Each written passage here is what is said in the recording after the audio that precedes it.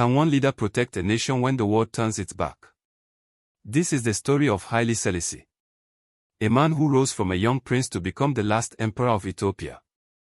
He led one of Africa's oldest nations through political intrigue, foreign invasion, exile, triumph, and, in the end, heartbreaking decline. To some, he was a visionary. To others, he was a ruler who failed to change with the times. But no one can deny the mark he left on African history. At the African Archive, we bring African history to life through the people who lived it. If you enjoy thoughtful, well-researched documentaries like this, please subscribe and join us as we uncover the stories that shaped our continent. Before the crown, before the speeches that echoed around the world, and before he became a symbol of Ethiopia, he was simply a boy named Tafari, growing up in a country that would soon test him in ways he could never have imagined. And that is where our story begins. Chapter 1. Before the crown. Long before the world knew him as Emperor Haile Selassie, he was a boy named Tafari Makonnen.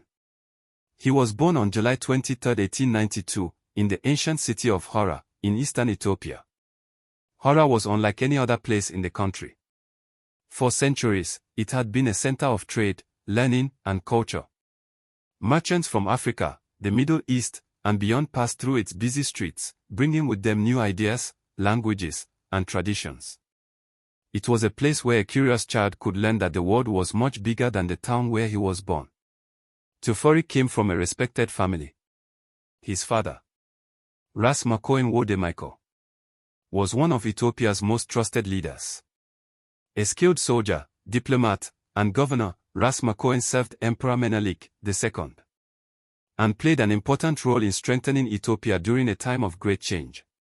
His mother, Yeshimbet Oli Abajifa, came from a distinguished family connected to the rulers of Jimma. Sadly, she died when Tafari was still very young. The loss left a deep mark on him, although he was surrounded by relatives and loyal servants. Growing up without his mother taught him that life could change without warning. His father made sure he received an excellent education. Unlike many children of his time, Tafari learned to read and write from an early age. He studied history, religion, languages, and the traditions of Ethiopia. He was taught by respected scholars who expected discipline, humility, and a love of learning. Tafari enjoyed asking questions. He wanted to understand not only how things worked, but why. As he grew older, he listened carefully whenever his father met with government officials, military commanders, and foreign visitors. These conversations gave him an early look into the difficult work of leadership. But his childhood did not last long. When Tafari was just 13 years old, his father died. It was another painful loss. In a short time, he had lost both of his parents. Many young boys would have been overwhelmed. Instead, Tafari accepted new responsibilities. He began serving as a provincial governor while he was still a teenager. Though experienced advisors helped him, the young noble quickly learned that leadership was not about giving orders. It was about making difficult decisions. At the same time, Ethiopia itself stood at a crossroads. Emperor Menelik II had successfully defended the country's independence against Italy at the Battle of Odwa in 1896, making Ethiopia a symbol of African resistance. But by the early 1900s, Menelik was growing older, and questions about who would one day succeed him began to spread through the imperial court. Behind the walls of the palace, powerful nobles quietly discussed the future. Some formed new alliances. Others protected their own ambitions. Everyone knew that the next ruler of Ethiopia would inherit not only a crown, but the responsibility of protecting one of Africa's oldest independent nations. Young Tafari watched these events carefully. He listened more than he spoke. He learned more than he revealed. The lessons he absorbed during these years would shape the leader he would one day become. For now, he was simply a young noble trying to find his place in a world where power could be gained, and just as quickly lost. Soon, the quiet halls of the imperial court would become the stage for a struggle that would decide the future of Ethiopia. And Tafari Makonnen would find himself at the very center of it. Chapter 2. The battle for the crown. When Emperor Menelik's health began to fail, uncertainty spread across Ethiopia. For many years, Menelik had held the country together with strong leadership. But now, one question filled the minds of the nobles, military leaders, and members of the royal family. Who would rule Ethiopia next? Behind the walls of the imperial palace, alliances were quietly formed. Some leaders supported one candidate. Others had different plans. Everyone understood that the future of the empire was at stake.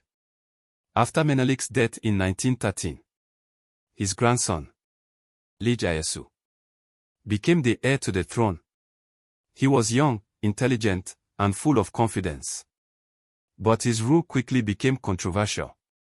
Many nobles believed he lacked the discipline and judgment needed to lead the empire. His relationships with some Muslim leaders and his actions during a time of political uncertainty also caused concern among influential members of the Ethiopian Orthodox Church and the imperial court. Although historians continue to debate some of the accusations made against him, opposition to his rule grew rapidly. In 1916, a group of powerful nobles and church leaders removed Lige Ayasu from power. Menelik's daughter, Empress Suditu, became the ruler of Ethiopia. But there was another important decision. The country also needed someone to manage the daily affairs of government and prepare for the future. That person was Tafari Makonnen. He was appointed regent and heir apparent. It was an enormous responsibility. Tafari was still a young man. Yet he now stood beside the empress as one of the most powerful figures in Ethiopia. The arrangement was unusual. Empress Zuditu remained the sovereign and was respected for her deep religious faith and commitment to Ethiopia's traditions. Tafari, however, believed the country needed to modernize if it was to remain strong and independent. He encouraged the building of more schools. He strengthened Ethiopia's relationships with other nations. He worked to improve the country's government and expand opportunities for education. Not everyone welcomed these changes. Some powerful nobles feared that modernization would weaken their influence. Others believed Ethiopia should continue following its traditional ways. The disagreements were not only about politics. They were about two different visions for the country's future. Despite the opposition, Tafari remained patient. He knew that lasting change could not happen overnight. In 1923, one of his greatest diplomatic achievements came when Ethiopia joined the League of Nations. It was a proud moment. Membership meant that Ethiopia was recognized as an independent nation among the countries of the world. Tafari hoped it would also help protect his country from foreign aggression. But tensions at home continued. In 1930, Ras Gogseweli, the husband of Empress Suditu, led a rebellion against Tafari's growing influence. The revolt was short-lived. Ras Gogseweli was defeated in battle. Just days later, Empress Suditu died. With her passing, the path to the throne was finally clear. On November 2, 1930, Tafari Makonnen was crowned emperor. He took the name Haile Selassie I, meaning power of the Trinity. The ceremony was attended by leaders and representatives from around the world. For Ethiopia, it marked the beginning of a new chapter. For Haile Selassie, it was the moment he had spent years preparing for. He had not inherited the crown without challenge. He had earned it through patience, diplomacy, and careful leadership. But even as the celebrations filled Addis Ababa, a new danger was rising beyond Ethiopia's borders. A powerful ruler in Europe had begun dreaming of an empire in Africa. His name was Benito Mussolini. And before long, Haile Selassie would face the greatest test of his life. Chapter 3. When the world looked away. The celebrations of Haile Selassie's coronation had barely faded when a new threat began to grow. Across the Mediterranean Sea, Italy was under the rule of Benito Mussolini. He dreamed of building a new Roman Empire. And Africa was at the center of that dream. For Mussolini, Ethiopia was more than a country. It was unfinished business. Nearly 40 years earlier, in 1896, Italy had suffered a humiliating defeat at the Battle of Adwa. Ethiopia had defended its independence. becoming the only African nation to defeat a European colonial army during the scramble for Africa. Mussolini wanted revenge. Haile Selassie knew the danger was real. He worked to strengthen Ethiopia's army and appealed to the international community for support. He believed that Ethiopia's membership in the League of Nations meant that other countries would stand with them if they were attacked. He was about to discover how fragile those promises could be. On October 3, 1935, Italian forces invaded Ethiopia. They came with modern tanks, aircraft, heavy artillery, and tens of thousands of soldiers. The Ethiopian army fought with extraordinary courage. Many soldiers carried rifles that were decades old. Others fought with swords and spears. They knew they were outmatched, but they refused to surrender their country without a fight. Then the war became even more brutal. Despite international agreements banning such weapons, Italian forces used mustard gas against Ethiopian soldiers and civilians. Villages were bombed. Crops were destroyed. Rivers and grazing lands were poisoned. Thousands of innocent people suffered. As the fighting continued, it became clear that Ethiopia could not win the war alone. In 1936, Haile Selassie made a painful decision. He left Ethiopia and went into exile. Some critics accused him of abandoning his people. His supporters argued that he left so he could continue fighting for Ethiopia on the world stage instead of being captured. History still remembers that decision with different opinions. But one thing is certain. He refused to accept Italy's conquest as the end of Ethiopia. On June 30, 1936, Haile Selassie stood before the League of Nations in Geneva, Switzerland. He did not speak only for Ethiopia. He spoke for every small nation threatened by aggression. He warned the delegates that if the world allowed one country to destroy another without consequences, no nation would truly be safe. His words echoed through the assembly. It is us today. It will be you tomorrow. Many delegates applauded. Many newspapers praised his courage. But speeches could not stop bombs. The League of Nations failed to take effective action against Italy. For Haile Selassie, it was a heartbreaking lesson. Justice without action could not save lives. As Ethiopia remained under Italian occupation, the emperor watched from exile, wondering if he would ever see his homeland again. Yet he refused to give up hope. The war was changing. New alliances were forming. And soon, an opportunity would come for the exiled emperor to return. Not as a defeated ruler, but as the leader of a nation determined to reclaim its freedom. Chapter 4. The Emperor Returns. For 5 long years, Haile Selassie lived far from home. Exile was not easy. He missed his country, his people, and the land he had promised to protect. From abroad, he followed every report from Ethiopia, hoping for the day when he could return. That day came during the Second World War. As the war spread across Europe and Africa, Italy's power began to weaken. British and Commonwealth forces, together with Ethiopian resistance fighters known as the Abaniok, or Patriots, launched a campaign to drive the Italian army out of Ethiopia. Many Ethiopians had never stopped fighting.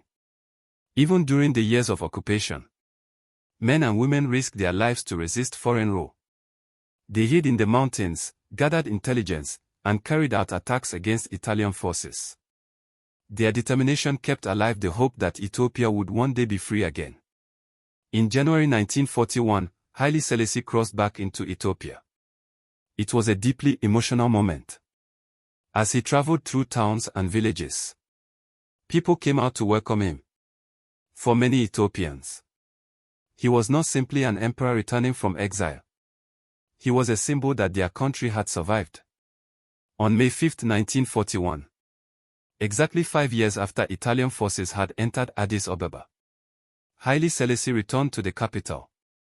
The city erupted in celebration.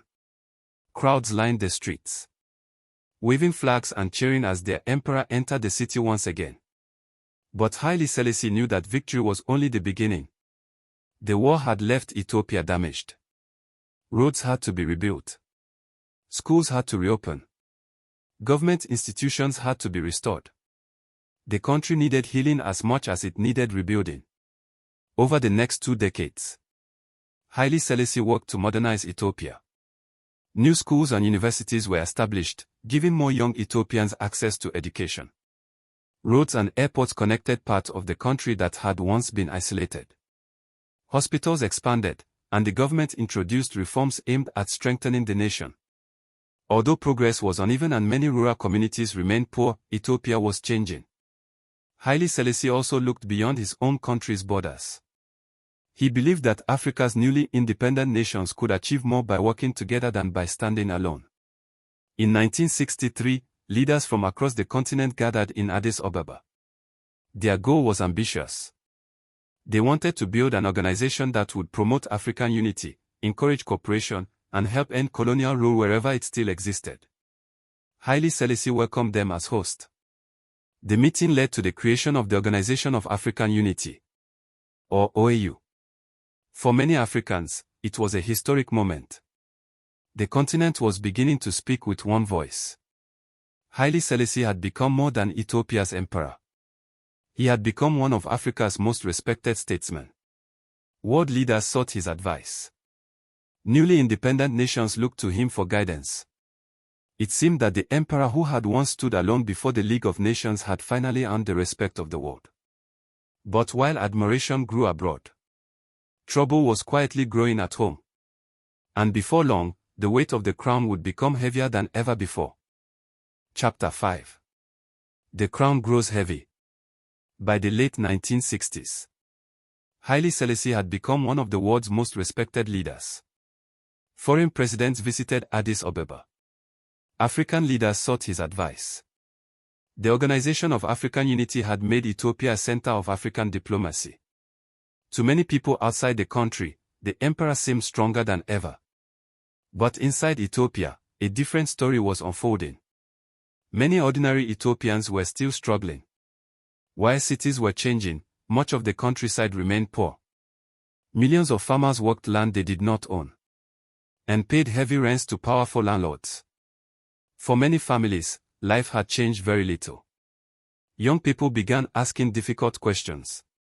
University students demanded land reform, greater political freedom, and a government that responded more quickly to the needs of its people. Their protests grew louder.